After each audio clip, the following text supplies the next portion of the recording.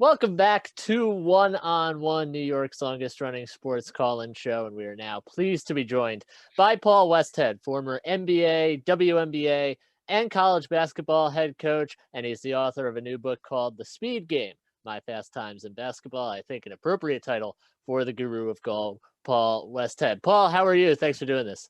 Yeah, I'm doing fine. I'm out here in the Los Angeles area and everything's well. Good. Happy to hear that. And let's talk about the book to start, because you've had just a tremendous basketball life. You've won an NBA championship, very successful college coach as well. What led you to sort of writing this book in the first place? Why do you think now was a good time?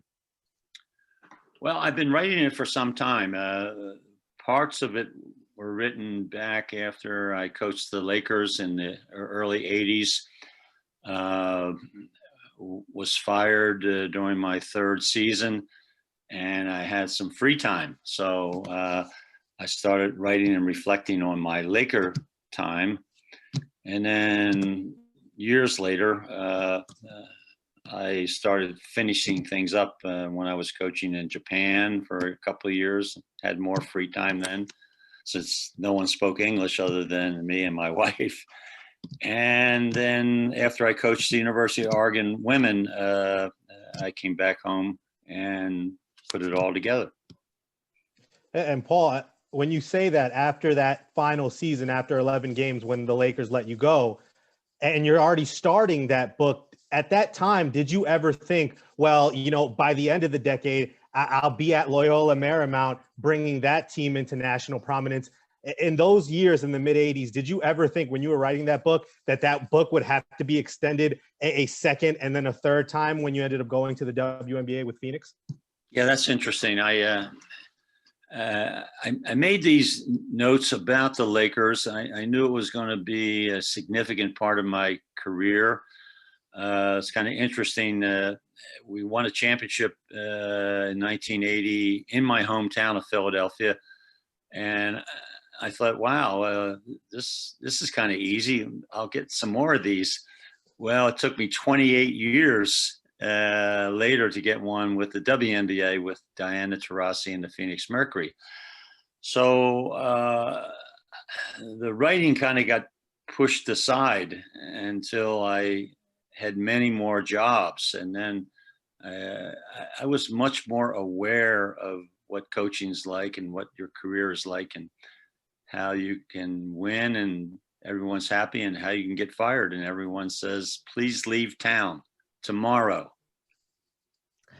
Talking with Paul Westhead here on One on One. And Paul, going back to your college days in the mid to late 80s with Loyola Marymount, and that culminated in 1990 with the run through the NCAA tournament that ended up in the Elite Eight. Obviously, that was an emotional year for your team that year. What was just that whole experience like for you, that roller coaster of emotions where you had the tragic loss of Hank Gathers and then you make a deep run, Cinderella run, I should say, through the NCAA tournament? Well, Loyola Marymount will probably be forever the job that,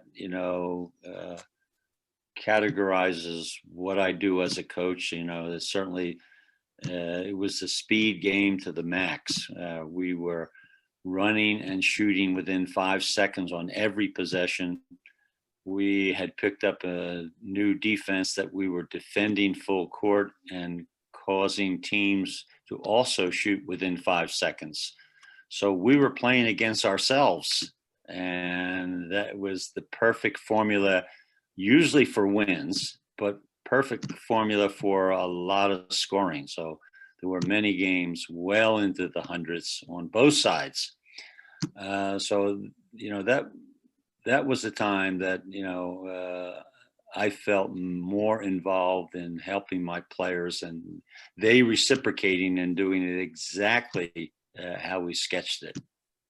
Paul, I think about all the great players that you've had the privilege to coach with the Lakers, obviously Kareem and Magic.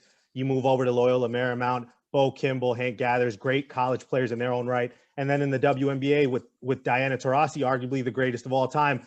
What do those great players all have in common that makes them who they are and that made them such great players? Well, I'll tell you one thing they have in common that affected me. When you have them, you win. So, trying to reflect back on their ingredient is that they're highly skilled, highly talented, and yet the ones that you mentioned, they're highly motivated to win.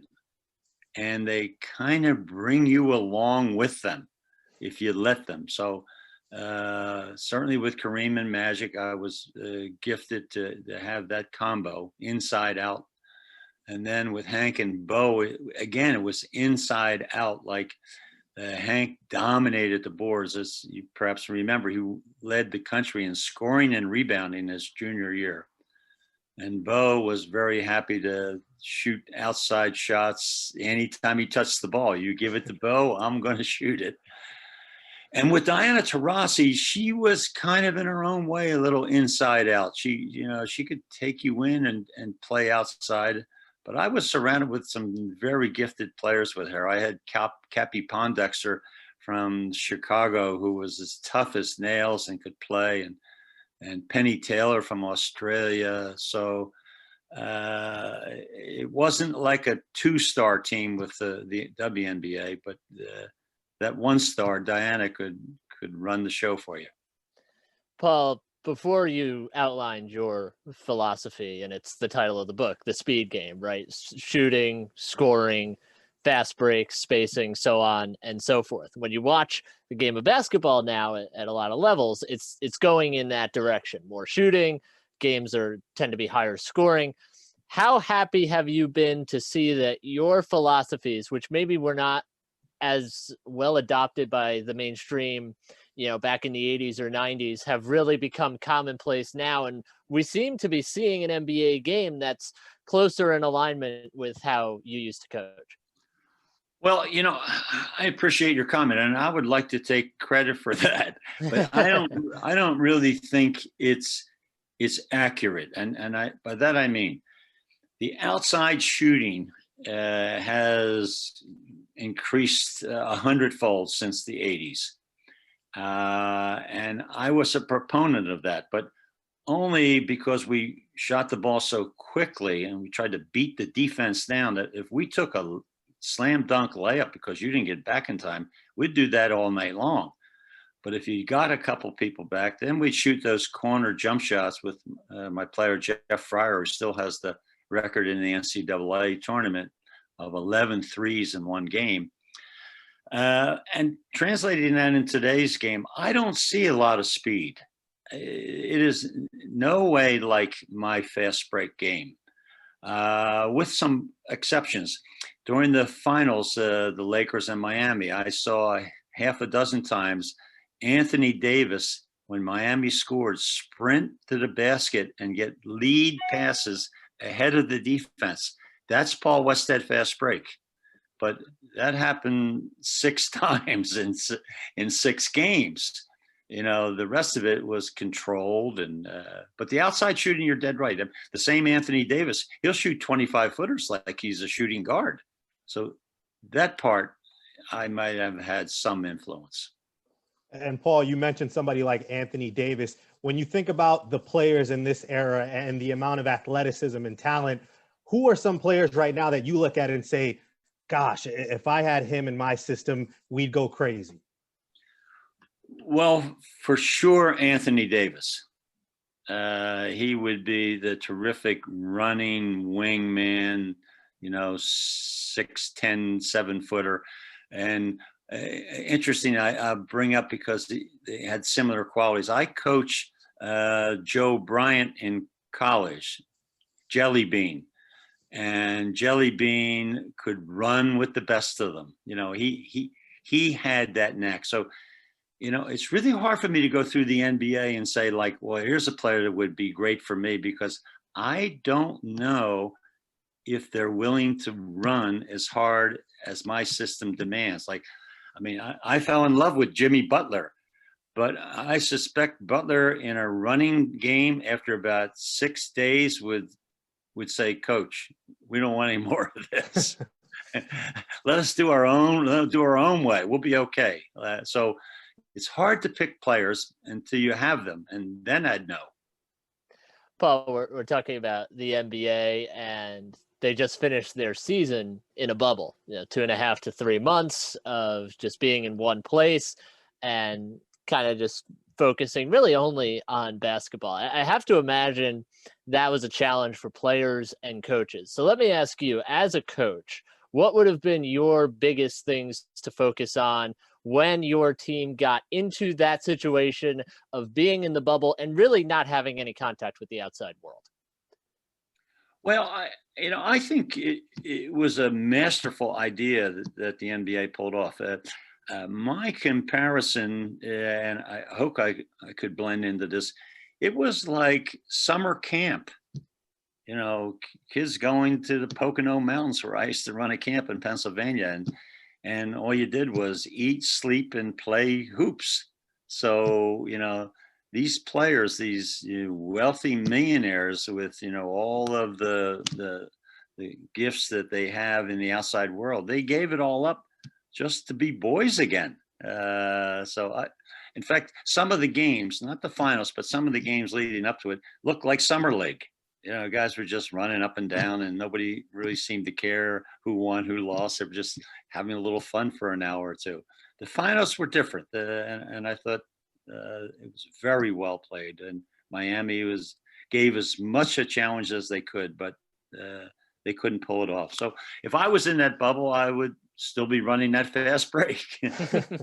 And Paul, we saw that bubble season end with LeBron James capturing his 4th NBA championship, and that only further throws fuel into the fire of probably the hotly contested debate. LeBron James, Michael Jordan. You were an assistant with the Golden State Warriors, MJ's final year with the Bulls. They made the Last Dance documentary.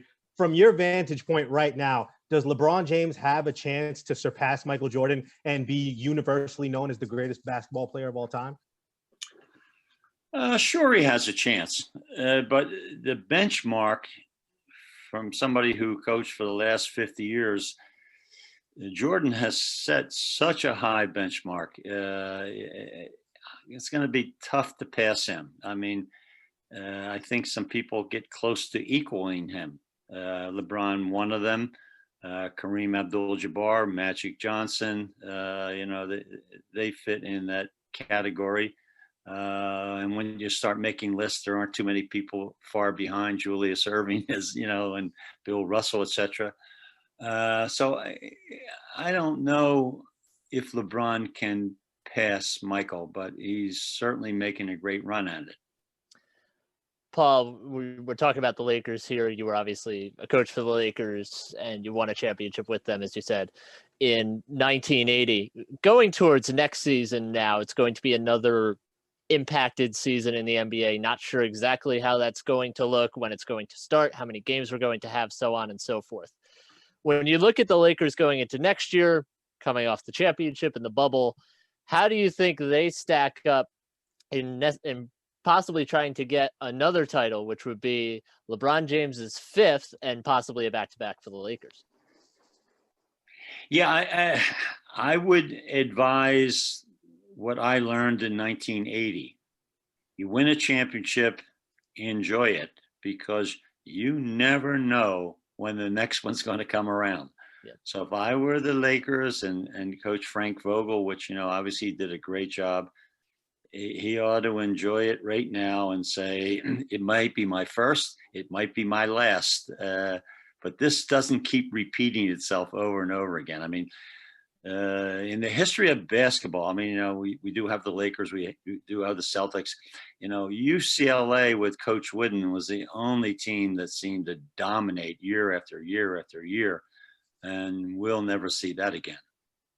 Paul, one of those teams that are going to come after the Lakers coming into this season is the Brooklyn Nets. And I mentioned the Nets because of Kevin Durant, and you had the chance to be an assistant coach and coach Kevin for the first 2 years, the first in Seattle, the second in Oklahoma City. He's coming off that torn Achilles injury. From what you've seen from Kevin in his early years and how he's progressed as a player now, how different should we expect him to be coming off of this Achilles injury? And can we expect that maybe he can get close to what he once was pre-injury? Yeah, well, I can't attest to the injury because for every player it takes time. I reflect back when Magic had his knee surgery in my second year, and they brought him back. He wasn't ready, and some of our problems filtered down because it wasn't the real Magic Johnson yet. So I don't know how that will affect Kevin. But I will say about Kevin Durant as a rookie, I showed up my first practice. He was out there scrimmaging, and he was 18 years old then. He didn't have his 19th birthday until a couple of weeks after I arrived. And, he was just a young puppy. I mean, he was just running around doing things. You said, oh my gosh, this kid can play. He is so much better now than he was in Seattle. In fact, just a little story about him as a rookie. During games up in Seattle, he would make 3 or 4 defensive mistakes in a row. And the head coach then, PJ Carlissimo, my good friend PJ, would take him out and sit him down. And he'd be down for 2, 3, 4 minutes. And I'd say, Peach, let's get Durant back in. And he'd say, no. A kid's got to learn that if you don't play defense, you don't play. So PJ doesn't get any credit, but he was helping Kevin Durant become the great player. And Durant eventually is going to be in that conversation with the top handful of players in the NBA. Paul, we were just talking about Kevin Durant, and he's one of, I think, a lot of guys who can do just incredible things. He's a 7-footer. He can shoot. He's just incredibly talented. And I think we're seeing a really high talent level in the game today. How much do you look at that now, that what guys can do, their skill level, ability to shoot, handle the basketball, so on and so forth in the game today? Do you marvel at that at all? Do you compare it to, maybe how it was, maybe even just a few years ago? How do you look at that now? Yeah, I think if you ask coaches like myself and players of the 80s and that vintage, I don't think they would take a back seat to anybody. I think they would say, hey, bring it. Like, all right, boys, you're a good team, Miami and the Lakers. And even here in my hometown, the Clippers are going to be a terrific team, and the Nets and the East Coast. But I would say what players do now that's different is that back in my coaching era, they were slotted. You were a point guard and you stayed a point. You were a power forward and that's what you did. Well, now, players like Anthony Davis, he plays all over the place. Kevin Durant plays every position. So that's what's changed. The players have been multifaceted offensive players, inside out, outside in. And you didn't see much of that years ago.